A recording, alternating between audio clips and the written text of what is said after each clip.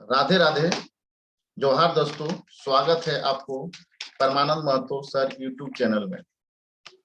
मैं आज इस वीडियो में 9वीं कक्षा के बच्चों के लिए सामाजिक विज्ञान विषय पर जैक झारखंड एकेडमिक काउंसिल के द्वारा जारी मॉडल पेपर सेट 1 का सॉल्यूशन लाया हूं।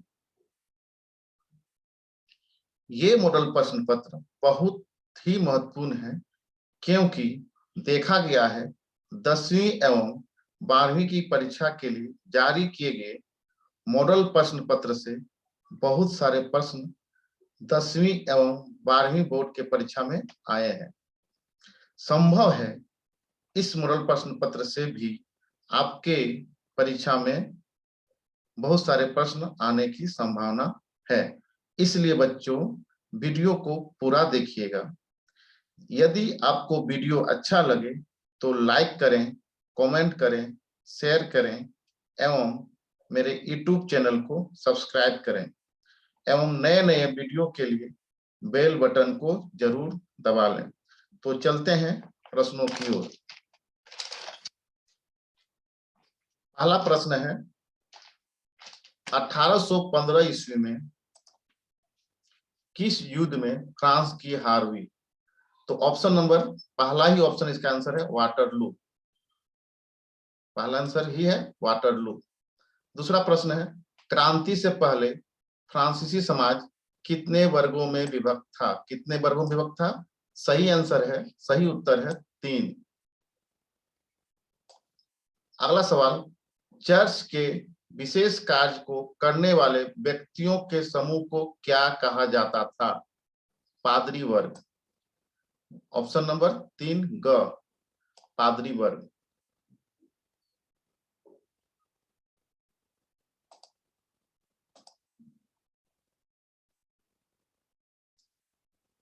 चौथा प्रश्न, फ्रांस का संविधान किस वर्ष बना? फ्रांस का संविधान किस वर्ष बना? ये ऑप्शन है ग नंबर 1791 ईस्वी, 1791, 1791 सी नंबर। पांचवा प्रश्न है, फ्रांस में 1793 से 1794 ईस्वी के मई के काल को किस नाम से जाना जाता है? किस नाम से जाना जाता है? सही आंसर है आतंक का राज। सही आंसर क्या है? आतंक का राज। पहला ही ऑप्शन है क। छठा प्रश्न, 1917 से पूर्व रूस पर किसका शासन था? किसका शासन था? सही आंसर है जार निकोलस द्वितीय, ख नंबर, जार निकोलस द्वितीय।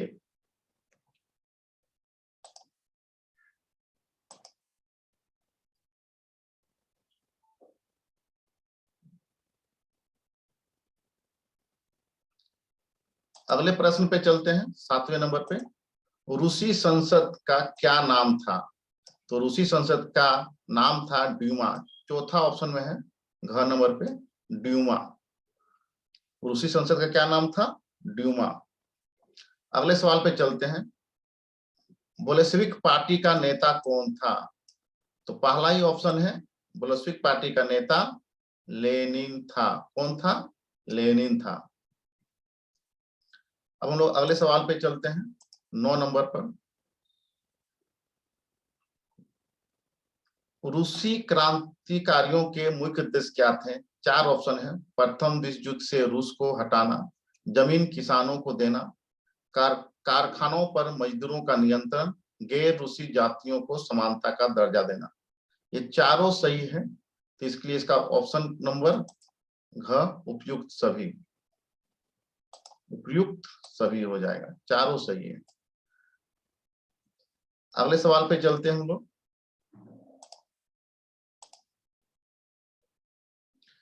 खूनी रविवार के नाम से किस दिन को जाना जाता है? सही आंसर इसका है 22 जनवरी 1905। ऑप्शन में नहीं दिया हुआ है, तो इसका सही आंसर है 22 जनवरी 1905।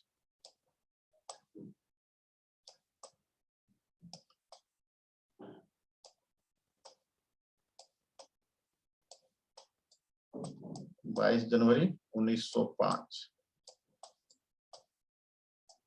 खूनी रविवार को के नाम से किस दिन भी जानता है? 22 जनवरी 1905। इतिहास से 10 सवाल पूछे जाएंगे, तो इतिहास के हो गए। अब चलते हैं भूगोल पर। 11वां नंबर भूगोल का सवाल है, भारत का क्षेत्रफल विश्व के कुल क्षेत्रफल का कितना प्रतिशत है?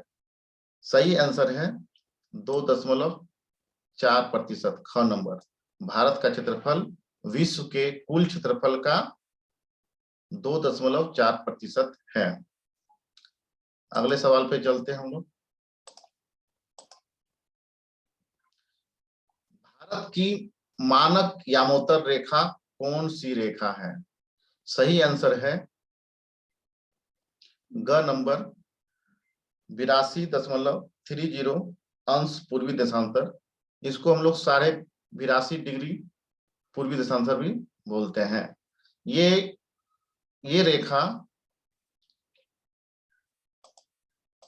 मिर्जापुर उत्तर प्रदेश से होकर गुजरती है। मिर्जापुर उत्तर प्रदेश से होकर गुजरती है। इसका सही आंसर क्या हो जाएगा? ग नंबर। ये रेखा किधर से होकर गुजरती है? मिर्जापुर उत्तर प्रदेश से। अगले सवाल पे चलते हैं हम लोग।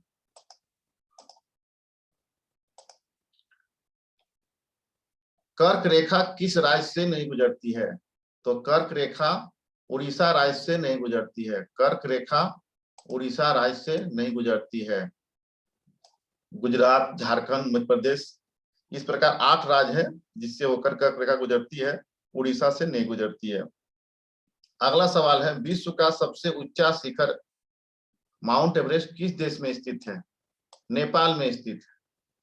कहां पे स्थित है? नेपाल में स्थित है। अब हम लोग अगले सवाल पे चलते हैं।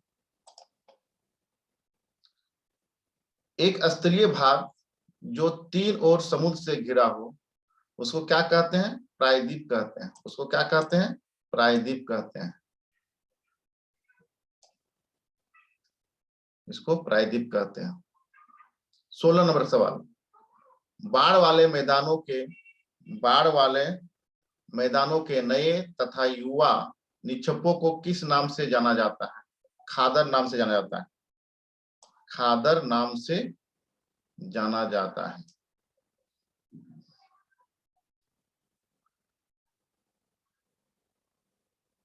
अगले सवाल पे चलते हैं। गोवा के दक्षिण में स्थित पश्चिमी तटीय पट्टी को किस नाम से जाना जाता है?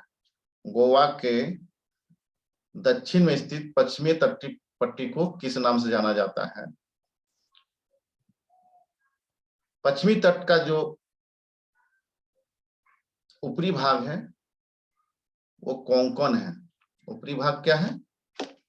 कोंकण। और कोंकण में ही गोवा स्थित है, इसलिए कोंकण आंसर नहीं होगा। गोवा के दक्षिण में, तो दक्षिण मानचित्र को ध्यान से देखिएगा आप लोग।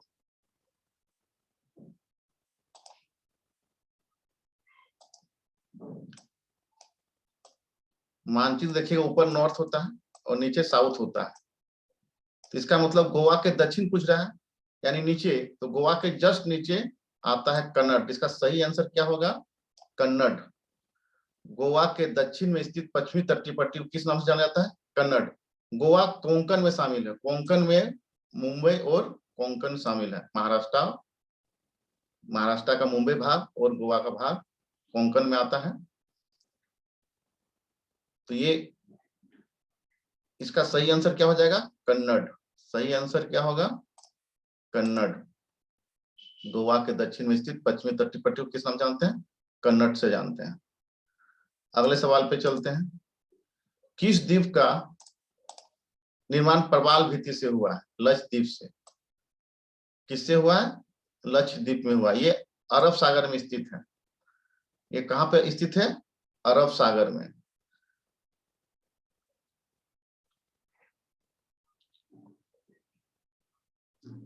किस द्वीप का निर्माण प्रवाल भित्ति से हुआ है? लक्षद्वीप से। और लक्षद्वीप अरब सागर में स्थित है। अगले सवाल पे चलते हैं।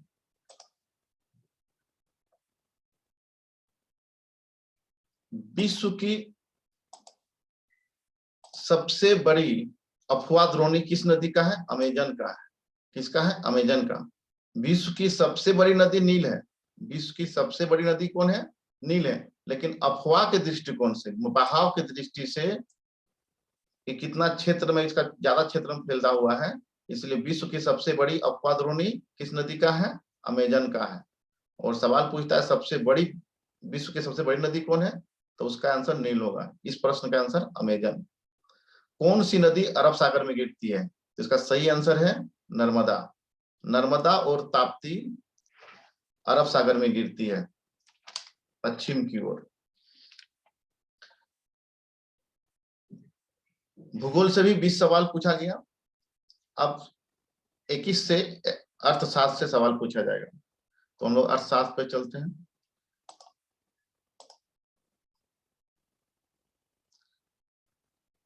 पालमपुर गांव की कितनी प्रतिशत जनसंख्या अपनी आजीविका के लिए कृषि पर आश्रित है? आजीविका मतलब नौकरी, काम धंधा।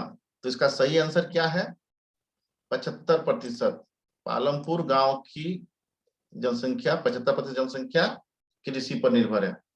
खरीफ फसल की अवधि क्या है? खरीफ फसल की अवधि जून से अक्टूबर है। क नंबर आंसर, जून से अक्टूबर है। जून से अक्टूबर है। अगले सवाल पे चलते हैं। हरित क्रांति का संबंध है, हरित क्रांति का संबंध है खाद्यान्न उत्पादन से। किससे संबंध है? खाद्यान्न के उत्पादन से। हरित क्रांति का संबंध किससे है?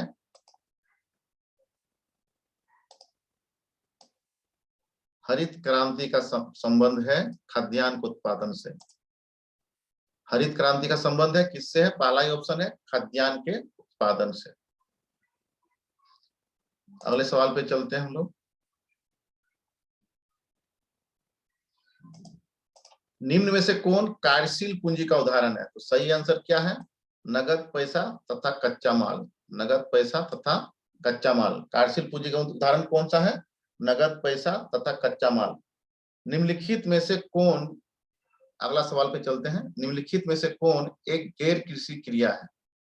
तो प्रश्न ऑप्शन देख के पता चल जा रहा है, खेतों की जुताई करना कृषि कार्य है, सिंचाई करना कृषि कार्य है, फसल की देखभाल करना कृषि कार्य है।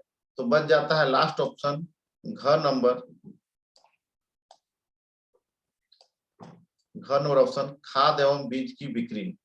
गैर कृषि कार्य, जो कृषि कार्य नहीं है, गैर कृषि कार्य मतलब कृषि कार्य नहीं है, तो इसमें क्या हो जाएगा? खाद एवं बीज की बिक्री। गैर कृषि क्रिया कौन है?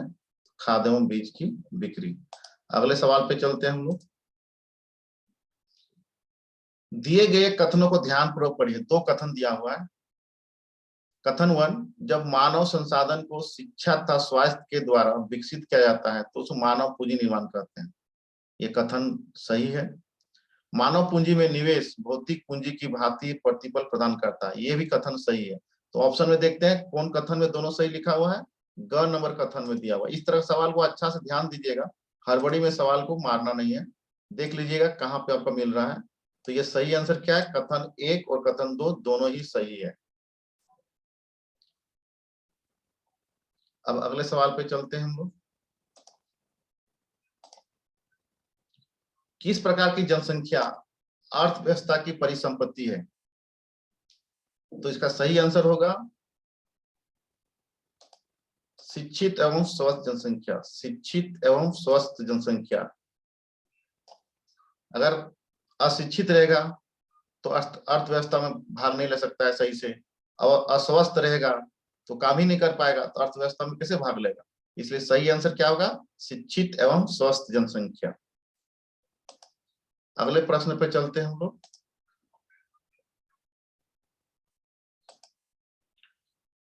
नीचे दिए कथनों में से कौन सा कथन बेरोजगारी को सही तरीके से परिभाषित करता है? तो इसका सही आंसर है ख नंबर। सही आंसर क्या है? ख नंबर। जब प्रचलित मजदूरी के दर पर काम करने के इच्छुक व्यक्ति को रोजगार नहीं मिलता है, कोई व्यक्ति काम करना चाहता है जो उस समय का रेट है, वर्तमान का रेट है, जो रेट है मजदूरी का, उस दर पे ही काम करना चाहता है कोई व्यक्ति और रोजगार नहीं मिलता है, तो ये सही तरीका से परिभाषित करता है किसका? बेरोजगारी का। ख नंबर आंसर। अगले सवाल पे चलते हैं हम लोग।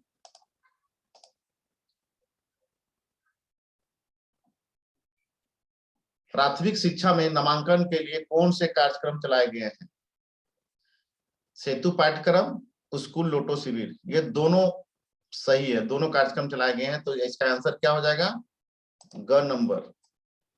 बच्चों ध्यान दीजिएगा, एक ही ऑप्शन देख के आप लोग उत्तर नहीं मारिएगा, पहले देख लीजिएगा कि क्या क्या सही है और कौन कौन सा ऑप्शन दिया हुआ है। यहाँ पे सेतु पाठ्यक्रम और स्कूल लोटो शिविर दोनों सही है, इसका मतलब ऑप्शन नंबर ग सही होगा, क एवं ख दोनों। 30 नंबर सवाल, मौसमी बेरोजगारी से क्या तात्पर्य है? इसका सही आंसर है कि जब वर्ष के कुछ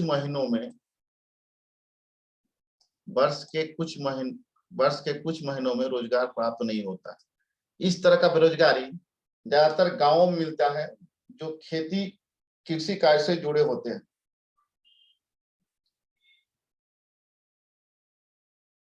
तो इसका सही आंसर क्या होगा? जब वर्ष के कुछ महीनों में रोजगार प्राप्त नहीं होता है। अगले सवाल पे हम लोग चलते हैं। 31 नंबर पे, अभी तक हम लोग ने अर्थशास्त्र का 10 सवाल किए।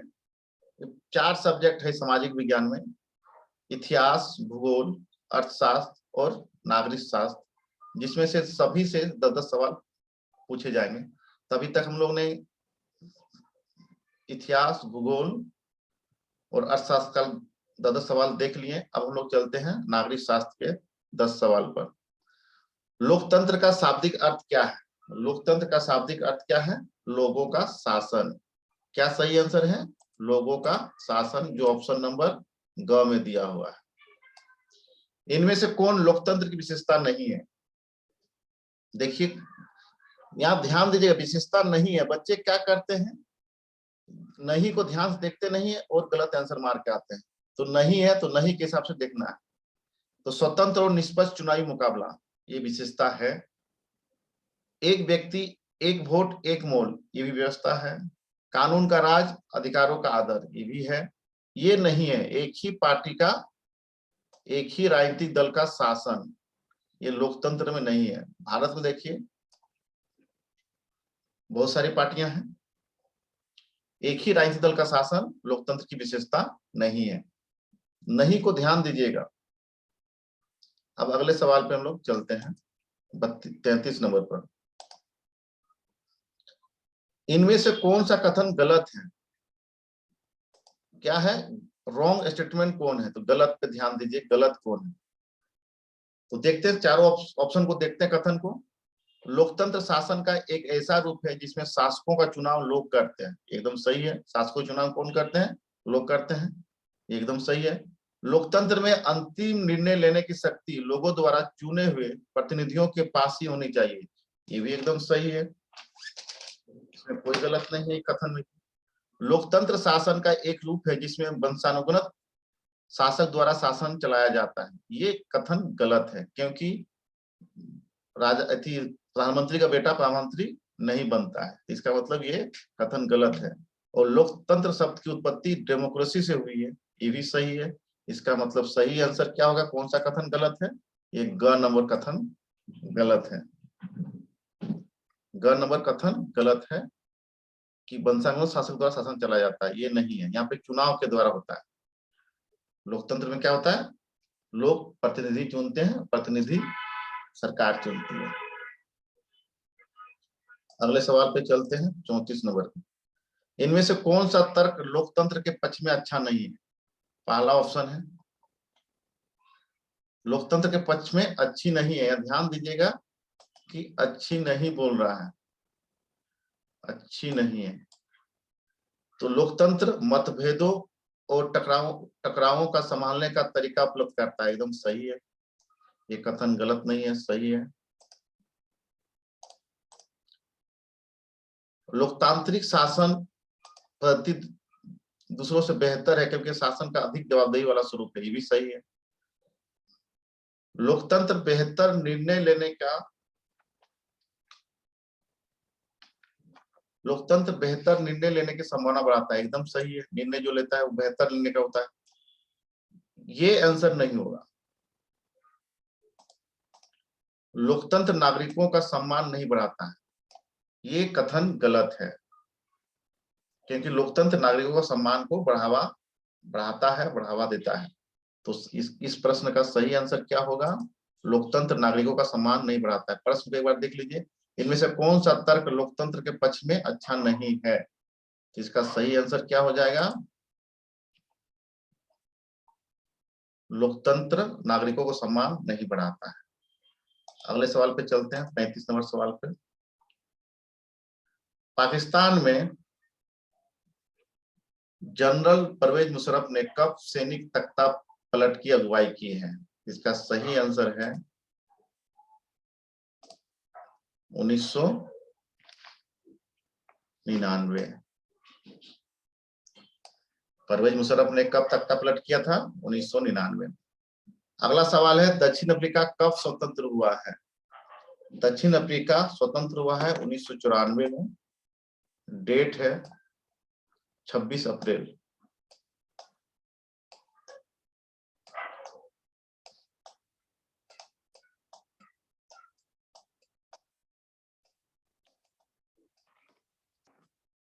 रंग भेद की नीति इनमें से किस देश में प्रचलित थी? तो सही आंसर है दक्षिण अफ्रीका। सही आंसर क्या है? दक्षिण अफ्रीका। अब 38 नंबर सवाल पे चलते हैं। भारतीय संविधान सभा में सदस्यों की संख्या कितनी थी? 299। ग नंबर ऑप्शन 299। लोकतांत्रिक संविधान में से कौन सा प्रावधान नहीं रहता है? ये देखिए नहीं दिया है, प्रश्न को अच्छा देखिएगा, नहीं है।